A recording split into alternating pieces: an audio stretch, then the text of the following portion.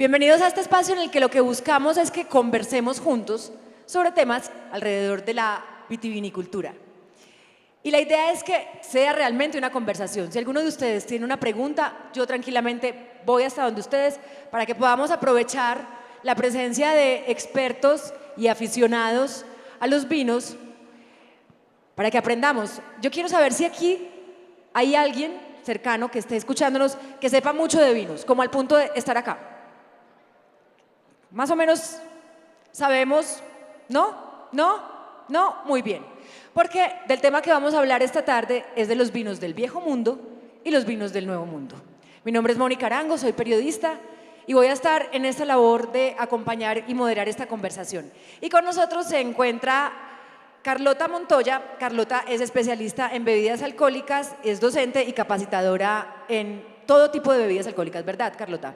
Carlota además viene desde México, lo pueden ver en sus botas, en el mapa de México que tiene puesto en su collar hermoso. Bienvenida, Carlota. Muchas gracias. Bueno, también está con nosotros José Rafael Arango, Carlota es la primera vez que viene a Colombia y primera vez en Expo Vinos. José ya es un producto que importamos con mucha frecuencia. José Rafael Arango, docente de vinos y periodista hace 20 años también de vinos. José, bienvenido. Gracias, Mónica. Ahorita que decías que si hay gente que sabe mucho de vinos, esa mesa sabe mucho. Miren lo que ha comprado. Esa mesa sabe. El que sabe es el que le gusta el buen vino. Y el mejor vino es el que más te guste. También está con nosotros Xavi Casal. Xavi es productor de vinos franceses en el sur de Francia. Xavi, ¿tu primera vez? No, ya llevo varias veces. Ya unos 7 o 8 veces ya que vengo en Colombia. Bueno, y con nosotros un gran enamorado de los vinos, periodista, editor de Domingo del diario El Tiempo, Víctor Manuel Vargas, quien además escribe de vinos y esa es su gran pasión, ¿verdad, Víctor? Los vinos son mucho más divertidos que el procurador, el fiscal y el contralor. Entre editarla el domingo y escribir de vinos o consumir vino, ¿qué prefiere, Víctor? ¿Qué crees tú?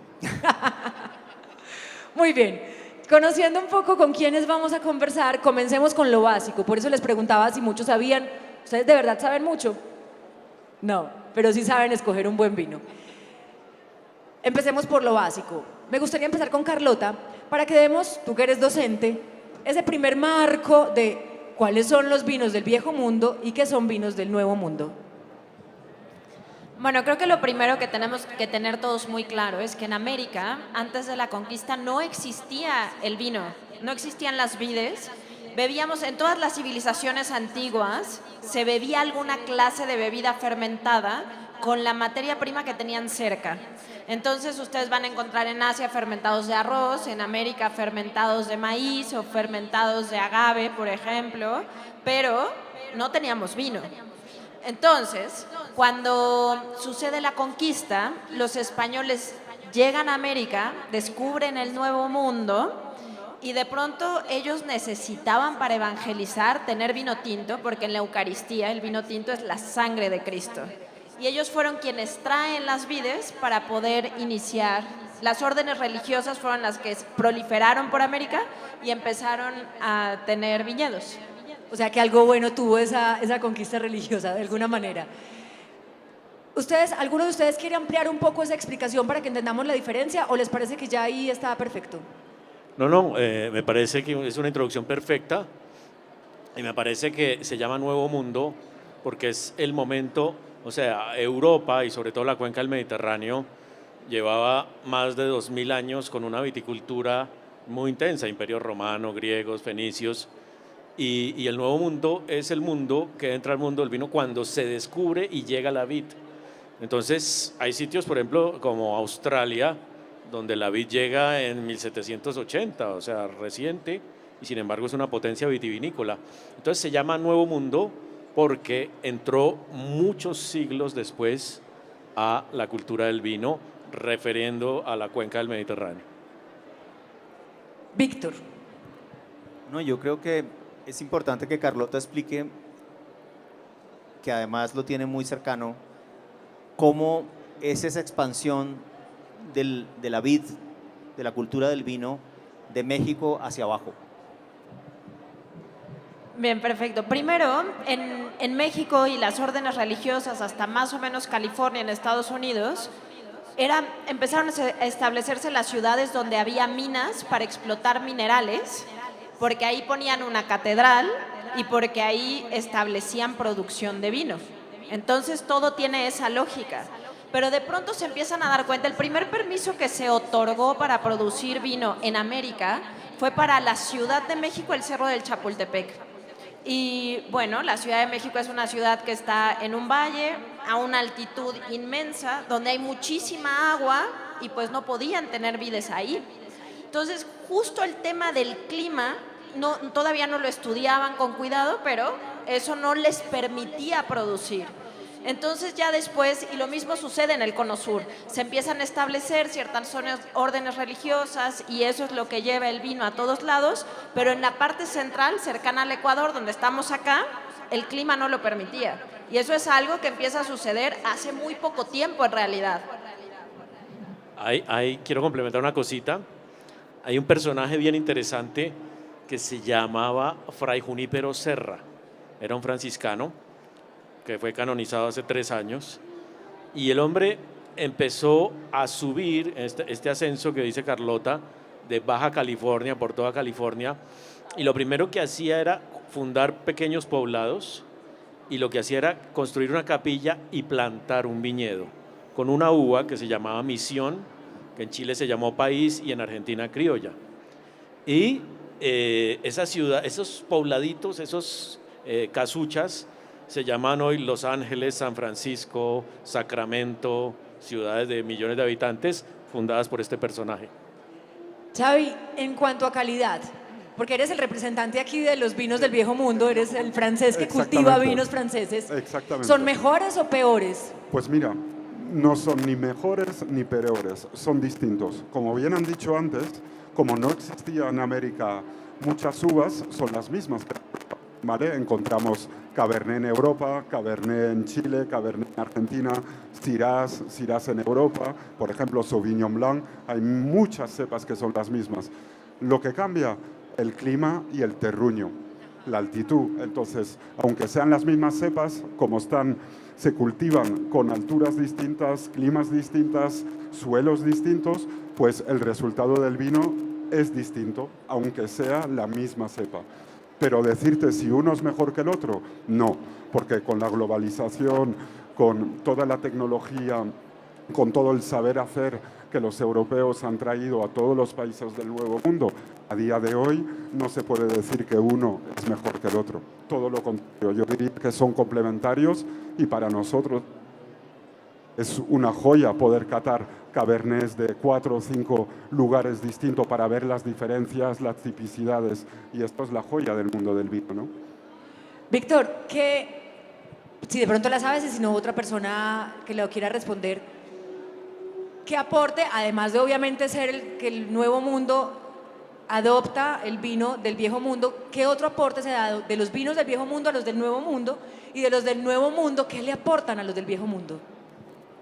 Bueno, como estábamos comentando ahora, pues la viticultura viene de Europa, llega de Europa por obra y gracia del Imperio Español y se desarrolla en Nuevo Mundo, y esto es una historia, como bien decía José Rafael, relativamente reciente. ¿Qué es lo divertido de todo esto? Lo divertido es que en el Viejo Mundo, como ya lleva muchos años la viticultura, hay unas denominaciones de origen muy claramente consolidadas, unos conocimientos de los terroirs donde se produce el vino muy concretos y por lo tanto unas normas bastante estrictas. En muchas partes de Europa no puedes hacer literalmente lo que te da la gana. Tienes que cumplir con unas reglamentaciones que son de verdad muy estrictas o te quitan la certificación de denominación de origen. ¿Okay? Como el Nuevo Mundo es mucho más libre, más salvaje, se está recién explorando, aquí está permitido hacer literalmente de todo. Es decir, en Chile o en Argentina puedes plantar la uva que te dé la gana, para poner un ejemplo cercano que conocen, porque ya sabemos que lo que más tomamos aquí es Argentina y Chile, y en su orden Chile y Argentina, aunque España se está metiendo muy fuerte, por ahí vi unas cifras, ya está en el segundo lugar en ventas en el grupo de éxito. El asunto es que el Nuevo Mundo tiene esa ventaja, que aquí se puede jugar con lo que quieras, en variedades, en alturas, en mezclas, en estilos de vinificación, en lo que quieras. Y eso le da al Nuevo Mundo, no solamente aquí, sino también en otras partes, una flexibilidad, una plasticidad, un encanto muy particular. La diferencia principal, ¿cuál es? Muy sencillo. Nosotros estamos recién empezando a conocer nuestros terruños. Recién estamos empezando a hablar de parcelas diferenciadas, a hacer calicatas a gran escala, a hacer estudios satelitales para saber qué características tienen nuestros viñedos y cómo los podemos explotar mejor. ¿Qué tiene qué tiene el viejo mundo de ventaja? Pues siglos de conocimiento, siglos de experiencia. Ahora, y esto lo dejo como tema introductorio, todo esto va a cambiar con el cambio climático, así que se pone divertido. Claro, Xavi, adelante. Y me permito añadir una cosa a lo que ha dicho que era muy interesante, que hablábamos de la diferencia. Como explicaba, nosotros nos regimos más a nivel de denominaciones de origen, ¿no? En las etiquetas de los vinos del viejo mundo es más una no sé, Languedoc, Borgoña, eso. Pero en el nuevo mundo se rige más a día de hoy por la cepa. Es decir, un 100% Malbec, un 100% Carmener, un 100% Cabernet Sauvignon. Y eso era una de las diferencias, cosa que ahora América del Sur está teniendo a delimitar sus DOs de más en más, y nosotros en el viejo mundo de más en más también estamos, y hablo de la región que conozco bien, que es la mía, del Languedoc-Roussillon del sur, que es nuestra especialidad, de más en más también estamos tirando hacia el monovarietal, como a día de hoy está haciendo América del Sur, para enseñar un poco los paralelos, ¿no? Recuerden que les dije que pueden formular preguntas en el momento que quieran. Para eso estamos acá, para conversar. ¿Alguien se atreve o les falta un poquito más de vino para poder soltar y salir? ¿No? Bueno, perfecto. Hablamos un poco de lo que Víctor introdujo. Me parece interesante hablar del tema de cómo el cambio climático está ya, no solamente lo va a hacer, sino ya está afectando la calidad de los vinos tanto del viejo como del nuevo mundo. Carlota. Por ejemplo, en algunas regiones dentro de México donde se produce vino, ha aumentado la cantidad de precipitación anual, ¿no? Entonces hay muchísima más lluvia ahora y hay mucho granizo y eso es terrible. Entonces han empezado a implementar unas mallas en todos los viñedos para protegerlos y además le llaman ahora viticultura extrema, porque están jugando con los tiempos, maduraciones, para poder resolver el tema del cambio climático y seguir teniendo vinos. Entonces tienen que jugar porque pues, no pueden mudar el viñedo que ya está ahí, que lleva muchos años de lugar, más bien tienen que adaptar la manera en la que se da el tratamiento a la uva para poder seguir resolviendo el tema de producir vino. ¿Alguien quiere complementar un poco, Víctor, de pronto que introdujo el tema de Xavi?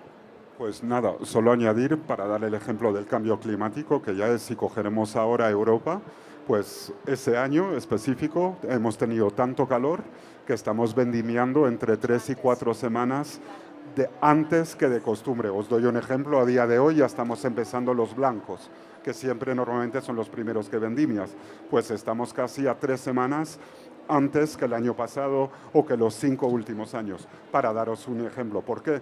Porque ya ha llegado, gracias al exceso de sol, a una madurez, porque después si los dejamos demasiado, pues ya te pasas a vinos que serían como Ice Wine en Canadá, o como serían vinos más azucarados. Víctor quiere hablar.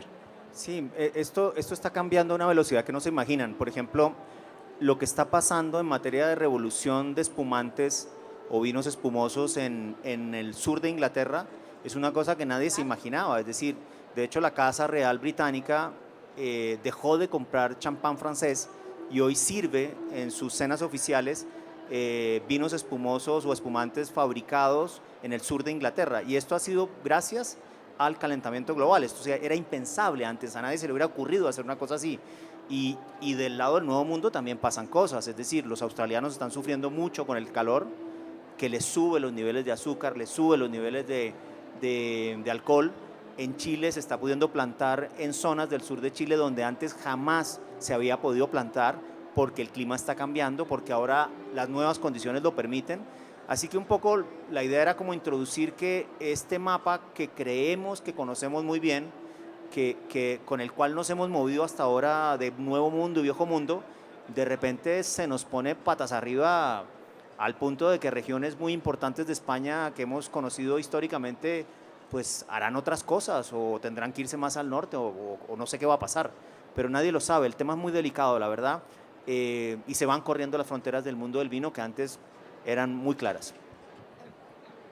Me gustaría añadir una cosa. Creo que a esto le tenemos que sumar también el riesgo de los incendios, porque las zonas vinícolas son más propensas a esto y hay incendios terribles en muchísimos lugares del mundo que arrasan también con el tema de los vinos. Entonces, creo que esto también ayuda a generar conciencia en ciertos lugares para que se procuren o se abatan los incendios o se puedan prevenir, pero son cosas que también están ahí. Yo quiero aprovechar la presencia de dos periodistas que además son expertos y aficionados a los vinos para que mis colegas también formulen preguntas, ya que el público en este momento está un poco tímido, no se aventura a la formulación, así que tenemos a dos periodistas y yo quiero invitarlos también para que aprovechemos y conversemos entre nosotros. ¿Qué pregunta, José? No, simplemente ahorita que estaban para cerrar el tema, hace poco leí que había una proyección de Rioja. Rioja es una zona al norte de España que se consideraba relativamente fría y daba unos tempranillos con bastante acidez. Y había una proyección climática que decía que Rioja va a tener el clima de Argelia en el 2035. El 2035 es mañana, ¿no? El clima de Argelia. Y en ese una caso zona. las denominaciones de origen, En ese caso yo me iría a comprar un viñedo en Finlandia. O en Suecia, sí, algo así. Sí. Canadá. Algo así. Canadá produce vino. En Canadá producen vino, sí, por supuesto. Víctor. Yo quisiera preguntarte que tú tienes un pie en los dos mundos, por productor, por conocedor, etcétera. ¿Qué ha aprendido el viejo mundo del nuevo mundo y viceversa? ¿Qué ha aprendido el nuevo mundo del viejo mundo hoy por hoy, en este momento? Buena pregunta. Gracias. Como Pregunta decimos complicada. acá, te corcharon. Sí, porque esta es un tema complicado para contestar. Pero literal, por el corcho, pues lo digo. Yo diría que obviamente el nuevo mundo ha aprendido la tecnología del viejo mundo, porque es de ahí donde se han inspirado. Y lo bueno del nuevo mundo es que han desarrollado a su manera y para sus terruños y sus climas esa tecnología para mejorarla y adaptarla a lo que ellos necesitaban aquí, diría, ¿no?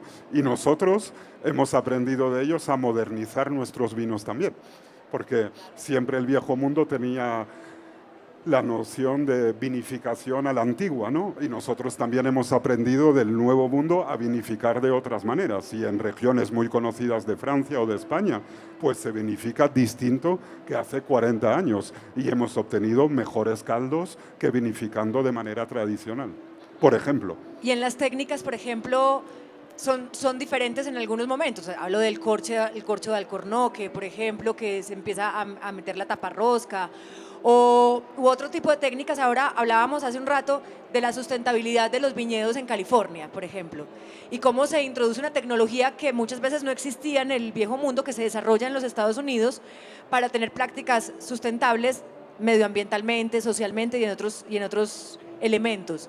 ¿Qué prácticas, por ejemplo, son diferentes? Pues mira, lo que pasa es que en la década de los 70, 1970, aparece una facultad de enología en la Universidad de Davis, California.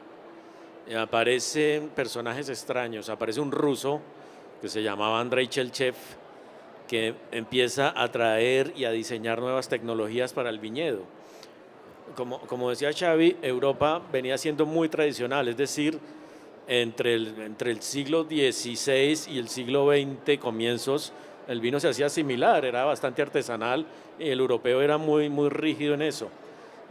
Por eso creaba denominaciones de origen, o sea, zonas donde se hacía siempre lo mismo, y aparece esta facultad y dice tanques de acero inoxidable, levadura diseñada en laboratorio, uso de enzimas, y entonces también aparecen los llamados vinos de laboratorio, vinos que yo puedo diseñar y hacer según el gusto que quiera. Y esto genera una corriente que es justamente la que ahora estamos haciendo una contrarrevolución, de decir, volvamos al origen, volvamos al vino orgánico, volvamos al vino natural, volvamos a los vinos sin intervención, después de toda esta gran revolución que nació en el Nuevo Mundo. Víctor, ¿quieres anotar algo? A esas, no. Carlota, sí, ya vi que alzó el micrófono como con ganas de decir algo. ¿No? Muy bien. Yo les preguntaba al principio, antes de de pararnos acá y sentarnos a conversar con ustedes, sobre cuál es ese mensaje que quisieran dejar. O sea, tenemos personas que saben de vinos, personas que no, que se están acercando por primera vez al mundo del vino o simplemente su acercamiento ha sido probar vinos. ¿Qué mensaje quisieran dejarles de esto, del viejo mundo y del nuevo mundo? Carlota. Pues creo que también esa frontera entre el viejo mundo y el nuevo mundo es algo que se está desdibujando. Sí. Porque además, justo como han dicho todos y complementando, la audacia del nuevo mundo está alimentando al viejo, ¿no? Y entonces estamos teniendo hoy más bien un abanico de opciones en las que vale la pena probar un varietal, ¿no? Y entonces si van a elegir el Chardonnay, prueben Chardonnay de muchos lugares para que aprendan a distinguir el terruño. Entonces creo que más bien es eso, como tener esta oportunidad de probar una uva de distintos lugares y que les diga cómo se expresa y así aprender del suelo. O sea, creo que eso sería muy importante. Y yo creo que ahí también está, porque solemos creer que, no, es que los vinos franceses son mejores o los vinos españoles son mejores. Finalmente lo que decías, no hay ni mejores ni peores, No, son solo características. a día de hoy, y nosotros que catamos muchos vinos del mundo entero, hay buenos vinos en todos los sitios. Yo como profesional casi nunca digo que un vino es malo. Lo que digo es solo, ese vino para mi paladar y mi gusto no me gusta, pero no quiere decir que sea malo. ¿Me entiendes? Y a día de hoy hacen buenos vinos en todos los sitios, lo podrán decir, en Líbano, en África del Sur, en Moldavia, en Georgia, en países que, en Uzbekistán y en miles, en China, los chinos que conozco muy bien el mercado. En China se ha ahora abierto el mercado han impresionante. plantado y hacen unos vinos de calidad, estos 15 últimos años han ido subiendo y hacen vinos de muy buena calidad. Por eso digo, en el mundo entero hay buenos vinos ahora. ¿A qué se debe ese aumento en la calidad? A la tecnología y a estos vinos de tecnología laboratorio de los que hablaba José. Y los chinos, por ejemplo, que es un mercado que conozco bien, pues han hecho lo mismo que el nuevo mundo. Es decir, han cogido del viejo mundo la tecnología, poco a poco ha habido los flying winemakers, que son los vinificadores europeos o del nuevo mundo, que se van a vinificar ahí, pero tú yendo ahí, ¿qué atraes? Traes la tecnología y el conocimiento. Y poco a poco, pues los chinos ya tienen sus sommeliers, eunólogos chinos, la facultad de sommelier de enología en Shanghai, y todo esto han ido creciendo esos años, gracias al viejo mundo y al nuevo mundo, que ha expatriado toda la tecnología y el saber. Víctor, te voy a invitar a hacer una conclusión que recoja lo que hemos conversado el día de hoy. Bueno, esto no es una conclusión así muy intelectual Muy elaborada. ni muy elaborada, pero siempre me gusta en estas conversaciones enfatizar en un punto que para mí es muy importante cuando uno empieza a enamorarse del vino, tiene interés en el vino, quiere aprender de vino, quiere descubrir el vino. El mensaje que quiero dejarles es que el vino no tiene nacionalidad, el vino no tiene pasaporte. Uno escucha mucho a gente que te dice, a mí me gusta el vino argentino, o me gusta el vino español, o me gusta, no sé, el vino de Francia. El mensaje es muy simple. Corrígeme si me equivoco, José Rafael. En España hay 72 o 70 denominaciones de origen. Son 72, si mal no estoy. Donde hay distintos tipos de uva, donde hay distintos tipos de terroir en cada una de esas denominaciones de origen, donde hay productores malos, regulares, buenos, fantásticos y más o menos, ¿ok? Ay, Entonces, y muy eso buenos. no se hace. Y muy Cuando buenos. dijiste más o menos, José No. Rafael. No. Estaba Yo dije, pensando y muy Sabino. buenos. Y muy buenos. Entonces, ¿esto para qué? Para decirles que tamaña generalización no es posible. Y eso puede resultar un poco agobiante al principio, ¿no? Porque cuando uno dice, bueno, ya, lo mío son los vinos del sur de Francia, listo, se arregló el problema, pero no. La idea va a que cuando uno entiende eso, que el vino no tiene pasaporte, no tiene nacionalidad, se dedica a tratar de entender regiones, productores, tipos de uva que se pueden dar muy bien en una parte de Rioja y muy mal en otra, vinos que han sido muy bien elaborados porque el productor es un gran conocedor de su terruño y otros que han sido criminalmente elaborados porque el tipo no lo sabe interpretar, en fin, y esto es una sola cosa, diversidad infinita para nuestro goce, disfrute y placer. Es decir, nunca vamos a terminar de conocer el mundo del vino y por eso es tan divertido. Y por eso es tan divertido estar en Expo Vinos y conversar con ese tipo de personas que, miren, lo que pretendemos con estas conversaciones es bajar un poquito el mundo del vino, que muchos lo tienen en su concepto como esto es de súper conocedores. No, el vino simplemente, lo que decíamos ahora, ¿cuál es el mejor vino? El que más te guste. A cualquiera de nosotros. El que más te guste, ese siempre va a ser el mejor vino. Así que la invitación es, como lo decía Carlota, a probar muchos vinos, a adentrarse en ese mundo explorando con todos los sentidos, con el gusto, con el olfato, con la vista y sobre todo con la buena conversación, que tal vez es lo mejor que produce el vino. Muchísimas gracias por haber estado con nosotros. No sé si quieran decir algo que nos haya quedado en el tintero. ¿Tenemos una pregunta? Ah, sí, Adelante, espérate un momento, adelante. yo voy allá. Dame un segundo. Me encanta que se estén aventurando a preguntar y yo voy hacia ti para que puedas formularla. Muchas gracias, buenas noches a todos. Muchos de nosotros somos apenas consumidores esporádicos y sin mucho conocimiento del vino realmente. Cuando nosotros leemos a veces sobre un tipo de vino y lo que hablan ustedes, hablan muchas veces de unas características, un olor específico, un sabor específico que nosotros muy seguramente no encontramos. ¿Cómo entrenar? La pregunta es, ¿cómo entrenar lo que ahorita hablabas tú, ese olfato, ese gusto? En el caso de Colombia, no para ser profesionales en el tema, pero sí para, digamos, capacitarnos un poco en eso, ¿dónde recomendarían de pronto tener un poco más de profundidad sobre eso? Gracias. ¿Cuál es tu nombre? Sergio Cabrera. Ah, ¿qué tal? Sergio tiene además un lambrusco y 2 espumantes, así que podemos aprovechar para enseñarle cómo catar y cómo descubrir esos sabores, olores y colores en esos vinos que él tiene.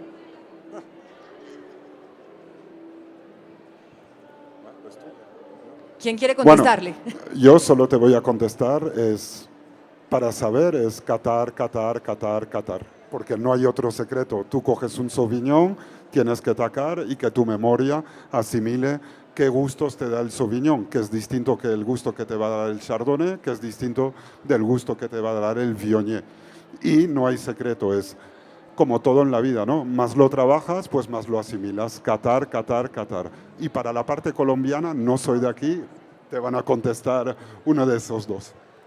El consejo práctico es, y es una cuarta muy larga, aquí pues tú cuando hueles una fresa o cuando hueles una mora o un banano o una piña, pues entiendes que hueles algo, pero a veces verbalizar eso es difícil. Entonces esa cuarta que va del cerebro a la boca no es difícil. Entonces uno va a decir, en lugar de decir banano, dice, qué vino tan rico. ¿Ya? Pero no, era banano lo que quería decir, era piña. Y hay otro tema, y es que culturalmente cada país tiene sus frutas, sus flores. Entonces a mí me da risa porque cuando uno va a Europa, por ejemplo, entonces empiezan regaliz, y uno, casís, sotobosque, y uno. Entonces yo voy a Europa y empiezo chontaduro, mamoncillo, ¿no? Uchuva. Uchuva, y yo, ay, sí, bueno. Son descriptores, no son descriptores malos, son los nuestros. Entonces es tratar de verbalizar eso. Entonces la gente cuando empieza en el mundo del vino uno la encuentra en los supermercados oliendo frutas, y para entrenar y poder verbalizar. Esa es la gran duda y el gran reto que hay que hacer, verbalizar esos aromas. Víctor. Ay, Mira que yo yo te digo una cosa que parece un mundo súper complejo, inabarcable, y sobre todo cuando aparece un sommelier de estos que te dice que huele a animal mojado o a cuero no sé qué cosa y a pasto recién cortado a las 5 de la mañana y uno dice, yo no siento nada, no siento ni el pasto, ni el Esto cuero, es un acto de fe. ni nada, debe ser que yo soy bruto, que no entiendo nada, que no agarro una, que no estoy preparado para esto, ni tengo dotes para ser un bebedor de vino.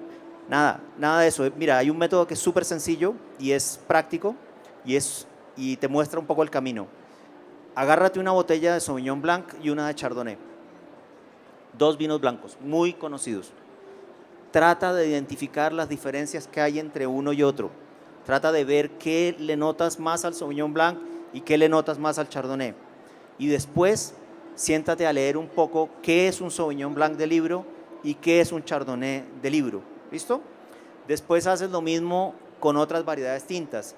Y siempre la combinación entre probar y estudiar, porque necesitas referentes, necesitas que alguien te describa las notas clásicas de lo que es un Sauvignon Blanc y que tú trates de ver si las identificas en ese vino, que puede que no las tenga o puede que sí, y ahí te vas un poco como abriendo a ese universo.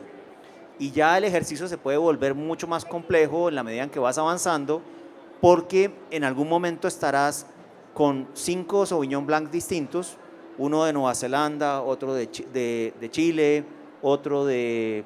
¿qué parte de Francia? De Languedoc, y empezar a ver las diferencias que hay entre esos 3 o 5 o 4 Sauvignon Blanc distintos o Chardonnays distintos, y ahí va uno subiendo, y es realmente muy fácil, pero nunca se les olvide una cosa: 60% estudio, 40% práctica. Hay que leer porque es la forma en la cual uno adquiere referentes. Sin leer es más difícil. ¿Y cuál sería ese primer libro para quienes quieran introducir? Uf, ¿Cuál le recomiendan? me corchó. Carlota quería decir algo. Ahorita José Rafael nos dice lo del libro. El libro podrían empezar con un wine folly, que eso es lo más fácil, es súper didáctico, tiene un montón de imágenes y diagramas y colores y descriptores de las uvas. Ese es el libro más fácil. Wine folly. Y por último, como dentro de todo esto, creo que lo más importante cuando empiezas en el vino es entender que el vino no es para una ocasión especial. Porque mucha gente compra vino y lo tiene guardado por mucho tiempo porque lo va a abrir en una cena o tal, y así los vinos envejecen. Entonces, no es para una ocasión especial, por favor, si van a comprar vino y van a estar probando, beban vino. Todos los días son una ocasión especial. Déjame- Estar vivo es una ocasión especial. Déjame pasar un comercial aprovechando lo que acabas de decir de Wine Folly. Después de lo que lo voy a decir, seguramente el éxito no me va a volver a invitar nunca más a estas catas. Entonces, hasta aquí llegamos. Pero- Muchas gracias. pero- Fue un gusto que nos hubieran acompañado. Mentiras, Víctor. Pero a mí siempre me pagan por meter la pata, así que hay una venta de libros por internet que se llama Buscalibre. No sé si la conocen. Ok, en Buscalibre están vendiendo libros de vinos como el Wine Folly que ella acaba de recomendar, que está en español a un precio súper conveniente y te lo ponen en la puerta de tu casa en Bogotá o en cualquier ciudad de Colombia. Así que les doy ese dato para que lo puedan explorar, Ay. porque ese libro que ella recomendó es súper. Mi autor favorito acaba de estar en Colombia. Es un español que se llama Ferran Centelles. Tiene unos libros. Hay 2 que me encantan, que se llama 101 preguntas sobre vino y otro que se llama La botella 18. Son libros chiquititos, también Buscalibre. El tipo es un genio, sencillísimo, didáctico. Ferran Centelles, que fue el sommelier del Bulli, el extinto restaurante número 1 del mundo. Víctor, pero tranquilo, yo creo que eso no es ningún problema porque no son vinos que se vendan en No, el grupo Éxito. Pero además yo estoy muy contento, José Rafael, por esta charla, porque de todos los años que llevamos haciendo esta charla con José Rafael es la primera vez que nadie se queda dormido. Así que estamos muy contentos, creo que estamos progresando. Tú querías hacer una última pregunta muy cortica porque ellos se tienen que ir.